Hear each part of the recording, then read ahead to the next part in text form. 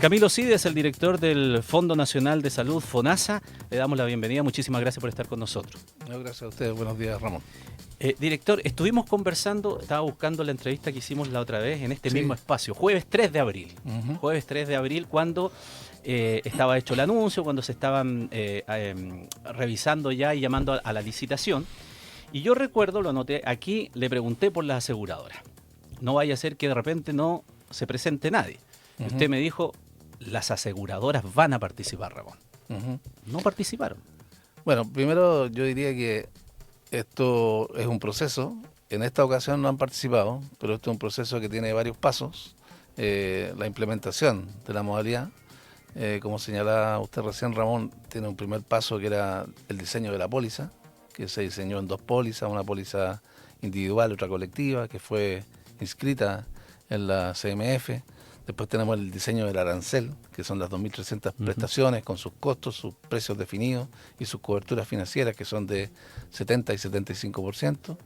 Después se empezó a diseñar la red, que también podemos conversar de eso más adelante, ¿cierto? Y la licitación. Y la licitación tiene 3 etapas, ¿no? No vamos a negar que nos hubiese gustado que en esta ocasión se presentaran los seguros y hubiésemos podido culminar con el proceso con una asignación de aseguradores responsables de la administración de la MSC. Sin embargo, no se presentaron en esta ocasión, pero se abre una segunda etapa que está en la ley, que es que entonces nosotros en 3 meses tenemos que hacer un segundo llamado, ¿sí? Esperamos que sí se produzca la presentación en el segundo llamado, pero incluso hay una tercera etapa, ¿no? En que el FONASA puede hacer una asignación directa para implementar la modalidad. O sea, la misión que tenemos nosotros por ley es implementar la modalidad. Ya sea con la presentación a través de la licitación o luego con un trato directo con los que puedan presentarse o con los que se pueda negociar.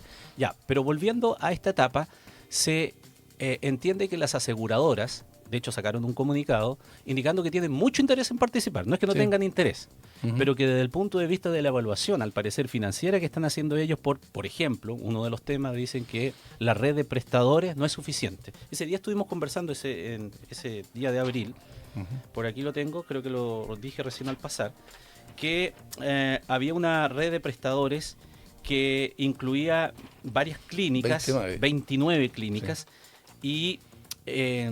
pero que parece que a las aseguradoras no le parece suficiente para poder, entrar al negocio.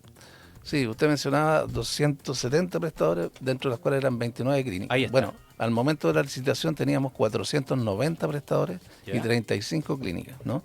Lo que pasa es que nosotros nunca pensamos que, porque como se implementan estos tipos de seguros, se implementan los convenios de prestadores que van en paralelo, ¿no?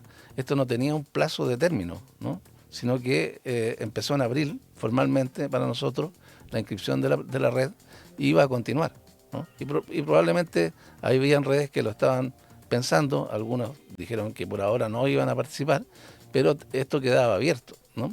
Nosotros pensábamos seguir avanzando incluso durante la implementación ya del seguro. Pero en concreto lo que teníamos al momento de la licitación eran 35 clínicas y 490 prestadores en general, que se conforman por prestadores también ambulatorios. Pero parece que la aseguradora no es suficiente. Plantearon, eso es lo que le digo por la prensa, que parece que no es suficiente. Ahora, yo quiero recalcar de nuevo que ellos también miran el proceso completo, ¿no?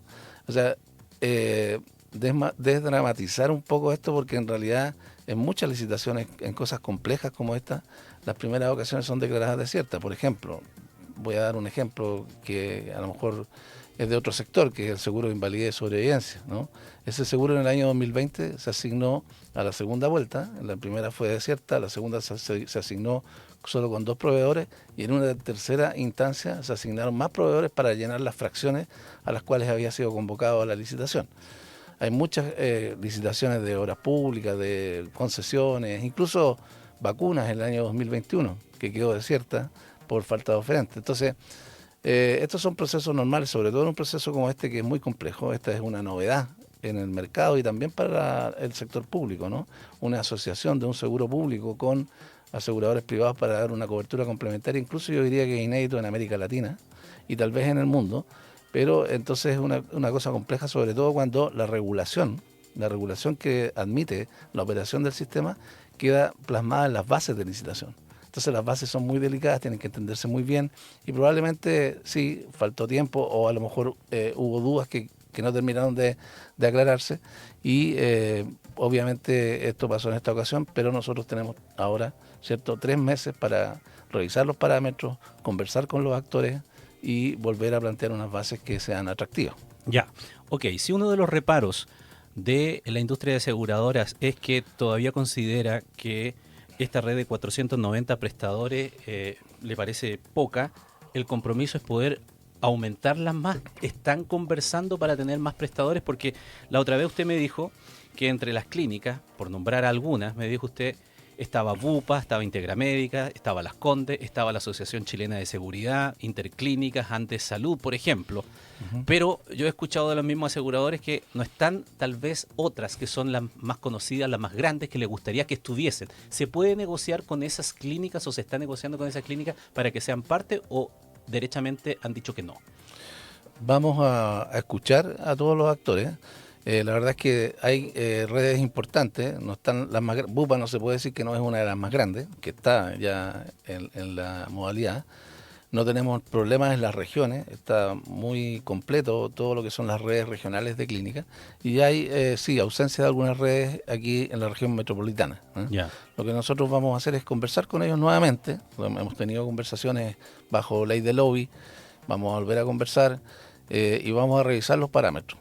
Los parámetros, cuando digo parámetros, nosotros sabemos que hay un tema de arancel, el arancel A eso iba a ir yo que son los después. precios de las prestaciones. Sí. Y que ha habido ciertas observaciones respecto de aquellas prestaciones que son más complejas, ¿no? Nosotros estamos disponibles para revisar esos aspectos, digamos, en esta fase, digamos. Ya, lo de los aranceles, también lo conversamos la otra vez. Usted me dio una explicación respecto de cómo se habían hecho los cálculos para determinar ciertos aranceles y en términos generales me dijo que muchos de esos aranceles, o creo que me corrige si no fue así, pero me dijo que la totalidad eran precios que eran más altos que la modalidad libre elección, que sí, se había hecho un cálculo allí y que como la decisión era que obviamente tenían que ser un poco más altas para que hubiese interés en la cobertura. ¿Qué tanto se puede mejorar aquellas prestaciones en donde al parecer algunos prestadores dicen que el Estado paga muy poco y que saldrían incluso a pérdida? Claro. Sí, lo que hay que entender es que el aumento es relevante. Nosotros trabajamos en base a promedios de la industria privada, básicamente con información de las propias clínicas, de la producción de sus prestaciones y también de la relación con FONASA en los precios de la modalidad libre de elección y también en las licitaciones que tienen con nosotros, que son importantes porque ahí se definen precios que son, por ejemplo, la de lista de espera, donde se definen todo tipo de intervenciones quirúrgicas con precios bastante, digamos, razonables. De hecho, ellos se presentaron y adjudicaron, ¿no? El arancel no está demasiado lejos de eso. Sin embargo, lo que nosotros entendemos es que hay cierta distribución de los precios o franjas de prestaciones que no quedan bien representadas, que es la queja que hemos escuchado, ¿no? Entonces, la revisión es una revisión paramétrica, como para, en un efecto neutral para el fondo y para el fisco, que nosotros tenemos que procurar aquello, porque nosotros ponemos una parte del financiamiento, podamos, digamos, hacer movimientos al interior del arancel que puedan generar estas diferenciaciones entre mayor complejidad y menor complejidad. Ya, pero ustedes tienen un presupuesto. La otra vez me dijo que FONASA no iba a colocar más plata de lo que estaba porque está por ley, ¿no es cierto? Entonces, si tienen un presupuesto que manejar, lo que tendrían que hacer aquí es para distintas prestaciones es como bajar una y subir otras. Eso es lo que estoy planteando. Más plata no hay, ¿no es cierto? Sí, claro, claro. No es que, a ver, para decirlo, para que me entienda bien la gente en su casa, si es una operación, no sé, de corazón abierto, por decir algo, ¿no? Claro. Ya, y está en tal arancel, se considera tal vez por el prestador que está muy bajo. Para poder subirlo, tendría que bajar otra. Exactamente, sí, ese es un efecto neutral de la relación. Y eso es posible afinando el análisis del arancel, digamos, ¿no? Es importante señalar que justamente así está diseñada la parte hospitalaria, que es la gran queja, digámoslo así, ¿no? Que contempla como en este momento como dos grandes franjas de complejidad y, por ejemplo, nosotros en las licitaciones conformamos 3 franjas de complejidad. Ahí podría haber una indicación de lo que podríamos estar pensando, ¿eh? Ya. Porque con 3 sí se presentaron todos, digamos, ¿no? Dicho sea de paso, en esa licitación de la lista de espera, y que fue GES y no GES, nosotros duplicamos la cantidad de clínicas que estaban en convenio, ¿no? De 35 a 70, o sea, exactamente el doble, con esos precios, ¿eh? Que están dentro de este efecto neutral que señalo, pero que tienen esta diferenciación. Por lo tanto, podría haber ahí un camino de solución. Director, ¿hay reparos también a la cantidad de primas que se pagan? Porque usted también me explicaba la vez anterior que un titular, de acuerdo a lo que está establecido, paga máximo 3 primas, ¿no es cierto? Si tiene más cargas, paga 3 nomás. La prima es per cápita, sí. ¿no es verdad? Sea lo que sea el costo de la prima, después hablaremos del costo de la prima. Pero si son 20.000 pesos, son 4 cargas, pago hasta 60 nomás, porque la otra la asume la aseguradora. Exactamente. ¿Eso se puede modificar? ¿Es un reparo que tienen las aseguradoras? Por ejemplo, una persona que tiene, no sé, 6 cargas, bueno, tendría que asumir el resto la aseguradora y a lo mejor no le parece conveniente.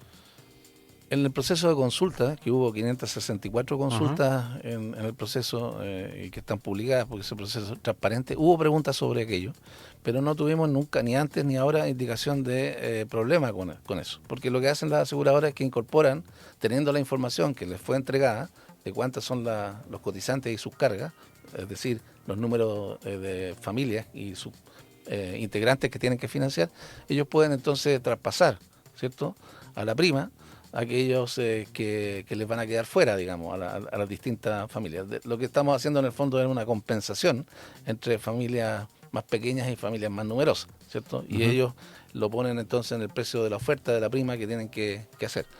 Entonces nosotros habíamos hecho esto en base a que no hubiese un gasto demasiado oneroso para las familias que quisiesen participar. Y eso lo mantenemos, por lo tanto no lo vamos a variar. Ya, eso no se cambia. No. Ya. Lo otro está relacionado justamente con el costo de la prima. Porque, bueno, como no hubo ningún oferente que se presentara, no tenemos ninguna relación de cuál era más o menos, aunque sea una oferta la que se hubiese presentado. Pero ayer, conversando este tema, entre otros con la doctora Daza, que la teníamos entrevistada también ayer, por este y otros temas, nos decía que, bueno, ahí lo escuchó usted en la introducción, tenía una crítica de fondo a cómo estaba diseñado el sistema, pero en cuanto a la prima propiamente tal, ella decía que los precios que circulaban en off, que se decía de 30.000 pesos aproximadamente, consideraba que era muy caro y que nadie se iba a presentar por menos de 50. ¿Usted comparte esa decisión? O sea, esa opinión. Lo que pasa es que el modelo es distinto a cualquier otro tipo de aseguramiento que ya existe, ¿no? Porque primero, en los aseguramientos que existe ahora, digamos, FONASA va a participar en el financiamiento. Participa con el subsidio que hacemos nosotros hoy día a la MLE, a la modalidad libre de elección, se va a replicar en la modalidad de cobertura complementaria. Segundo, hay ciertos programas y relaciones importantes que quedan fuera del seguro, serían como las excepciones. Pero son excepciones no porque haya letra chica, sino que porque FONASA tiene programas que cubren esas cosas. Por ejemplo, el GES, por ejemplo, la ley de urgencia vital. Cuando hay ley de urgencia vital, esto está financiado. Por otro lado. Por otro lado. Sí. Pero no solo eso, sino que también en los programas de derivación de FONASA, que son importantes. Nosotros tenemos programas no solamente de GES, sino que también de camas críticas y otros, trasplantes, por ejemplo, que implica que las personas no están en la modalidad de libre elección, sino que están en la modalidad de atención institucional, que es con el sector público. La gente ingresó por el sector público, pero el sector público no pudo darle la prestación. Y por lo tanto nosotros recurrimos al sector privado, pero esa persona va con copago cero, porque es parte de la modalidad institucional. Por lo tanto no tiene que pagar. Todas estas cosas no entran al seguro. Entonces esas consideraciones, probablemente algunas de ellas no se hayan entendido bien. Probablemente, aquí hay una cosa también de transparencia, en que en cierto momento ya no se puede conversar más, ni por lobby, ni por nada, con los interesados, porque solamente se puede conversar por las preguntas-respuestas de la plataforma, pero a lo mejor algunos de estos temas no quedaron suficientemente claros y la gente está pensando que tiene que cubrir todo y financiar todo, y esto no es así, ¿no? Tiene estas excepciones que son relevantes. ¿Pero usted cree que las aseguradoras no tienen claro este panorama? Por ejemplo, si yo tengo una enfermedad GES, entro por el sistema institucional, que el que está hoy día, la aseguradora que está pensando entrar a este negocio dice, yo también voy a tener que financiar a esta persona cuando, si entró por la modalidad institucional, no pasa lo del seguro. Nosotros esto lo aclaramos, sin duda, Pero como he leído la prensa también, y muchas de las personas ¿Ya? que ahí opinan son asesores del mundo de la salud y del sector privado, Ya usted ve que hay duda ahí. sí, Ya, o sea, hay malentendido. ya. Pero ¿y eso no fue posible aclararlo antes? Por eso planteaba nosotros hicimos las instancias de aclaración, incluso hicimos una especie de capacitación, incluso por ejemplo con el mecanismo de pago, que también era un tema, porque nosotros pagamos por grupos relacionados por el diagnóstico, porque no vamos a pagar fee for service, que se llama prestación por prestación, sino que por paquete de solución, ¿no? Y por complejidad de ese paquete, ¿no? Que es un mecanismo que usamos en el sector público y que se usa a nivel internacional profusamente en los países más avanzados. Pero los seguros que no son del área de salud, son del área de los seguros de vida, los seguros complementarios, ¿cierto? Necesitaban explicación de eso. Entonces nosotros hicimos capacitaciones respecto de esa forma de, de- de tarificar, ¿no? Pero claro, son temas relativamente complejos, también sobre cuáles temas están cubiertos y cuáles no, como lo que acabo de mencionar. Ujú. Pero pueden haber quedado dudas. Lo que pasa es que cuando se levanta la licitación se suspenden las comunicaciones, ¿no? Porque por transparencia, ¿no? Entonces nosotros no podemos entrar en explicaciones que no sean las que están en la plataforma, a eso me refiero. Ya, ok. Y si no se preguntaron ahí, pueden haber quedado dudas. Para eso está esta segunda etapa, donde ahora se podrían aclarar. Por eso que nosotros estamos empeñados en reunirnos con todos para poder ir aclarando estos temas y que haya menos incertidumbre. Director, ¿no hay alguna forma de abordar otro tema que escuché también que le daba incertidumbre a la industria de el volumen de asegurados al final? Porque para que el negocio sea atractivo para ellos tienen que tener una masa crítica más o menos estable, ¿no? ¿Verdad? Si yo le cubro un seguro a 3, 4 personas no me va a ser conveniente. Em, entonces, eh, la lógica es la siguiente. Si mucha gente, creo que lo conversamos la otra vez, 1,5 millones de personas que se pasaron de ISAPRE a FONASA en los últimos 3 años, se cambiaron porque estaba ya muy caro, estaba muy alto, y se van a FONASA para pagar menos. ¿Por qué esas personas que se van a FONASA con ese concepto tendrían dinero suficiente como para pagar una prima de 30 o 40 mil pesos? Entonces la aseguradora dice, no, pues si se fueron para allá es porque les falta plata y no voy a tener esas personas como para captar porque el seguro es voluntario. Sí, porque ya lo hacían antes o ya lo hacen ahora. Porque las personas en ISAPRE no pagan el 7%. Solo en FONASA se paga solamente el 7%, ¿cierto? Las personas en ISAPRE pagan el 7% más una prima complementaria que da cuenta del plan que le han ofrecido, ¿no? Si uno calcula, digamos, esa diferencia entre el 7% y lo que pagan realmente es como el 11-12% del salario, que viene a ser en ese tiempo hablábamos de unos 36 mil pesos per cápita, que las personas pagan más que el 7%. Entonces, ese dinero está disponible, tienen capacidad de pagar ese dinero, y lo que nosotros justamente pensábamos con esta modalidad es que hacíamos una especie de reingeniería de ese financiamiento. Una vez que venían a FONASA, entonces podían pagar una prima complementaria, idealmente menor. Idealmente menor, porque si no, menor, porque si es lo mismo, ¿para qué me voy a cambiar? claro, Podría decir alguien. o con cobertura financiera mayor, o sea, con copagos menores, ¿no? Ya. Entonces, ese es un poco es la esencia del diseño de la modalidad, ¿m? En la que, por cierto, vale la pena decirlo, ¿no? Todos estuvieron de acuerdo, ¿no? En el Senado, los académicos que pasaron por el Senado, los agentes, o sea, los actores que opinaron en el Senado, nuestros propios asesores, tuvimos asesores del Banco Mundial, de distintas universidades, para formular la política que, como he dicho, es una política nueva, entonces requería digamos, una asesoría bien robusta. Entonces, en el modelo en general, y este principio esencial de que hay como una especie de reingeniería en el financiamiento, hubo un consenso total, digamos, nunca hubo duda en que esto era posible, digamos, ¿no? Entonces, nosotros seguimos confiados en eso. Sabemos que hay una mirada de mediano plazo, de largo plazo de los agentes. Los agentes saben que hay 2 de licitaciones y después una asignación directa. Entonces, es así como planean también sus estrategias, digamos. Entonces, Okay. en eso estamos. Lo último, director, lo responde un poco ahí. ¿Usted está confiado en que esto hay otra licitación y que por lo tanto institucionalmente hay paso y por lo tanto se va a cumplir? Dicho eso, ¿tiene algún temor desde el punto de vista de las críticas que tiene para finalizar esta entrevista que han surgido incluso desde el mismo oficialismo? Hablan de fracaso de la licitación. ¿Le molesta esa palabra? Usted está citado el lunes con la ministra de Salud al Congreso para dar cuenta de esto. ¿Tiene alguna aprehensión al respecto? No, yo creo que son procesos normales. Los distintos organismos hacen su trabajo, el Parlamento en este caso, y bueno, las opiniones son, o sea, las personas son libres de hacerlas, digamos. Nosotros lo que yo considero es que estamos en un proceso que no ha terminado. En ese sentido no lo consideramos un fracaso. Hubiésemos querido que hubiéramos podido asignar de inmediato, habría sido un proceso sumamente limpio y muy expedito. Sin embargo, dada la complejidad de este proyecto, no nos sorprende tanto, ¿cierto? Y tenemos las herramientas, los mecanismos para reponer la licitación y seguir el proceso como estaba estipulado. Me gustaría solamente señalar, porque se me quedó en la pregunta anterior, el tema de la cantidad de personas. La cantidad de personas, la verdad es que la estimación nuestra siempre fue menor que la estimación de los aseguradores, ¿no? La estimación de los aseguradores hablaba de un pool más o menos de 5 millones de personas en régimen. Nosotros más o menos habíamos estimado la mitad, ¿no? Entonces esto de la cantidad de personas sin duda que es muy importante porque releva, digamos, puede solucionar cualquier otra duda, un pool muy amplio, ¿no? Pero también entendemos que esto está vinculado con la red y que los seguros lo ven muy vinculado a los prestadores, y por eso que el esfuerzo que tenemos que hacer en la parametrización del arancel es muy importante. En resumen, estamos confiados en que podamos volver a levantar la licitación y que los aseguradores manifiesten su interés ahora con menos incertidumbre y por lo tanto hagan propuestas. Volveremos a conversar en esa fecha entonces, director, ¿eh? Bueno, muchas gracias. Muchas gracias, que esté muy bien. Gracias.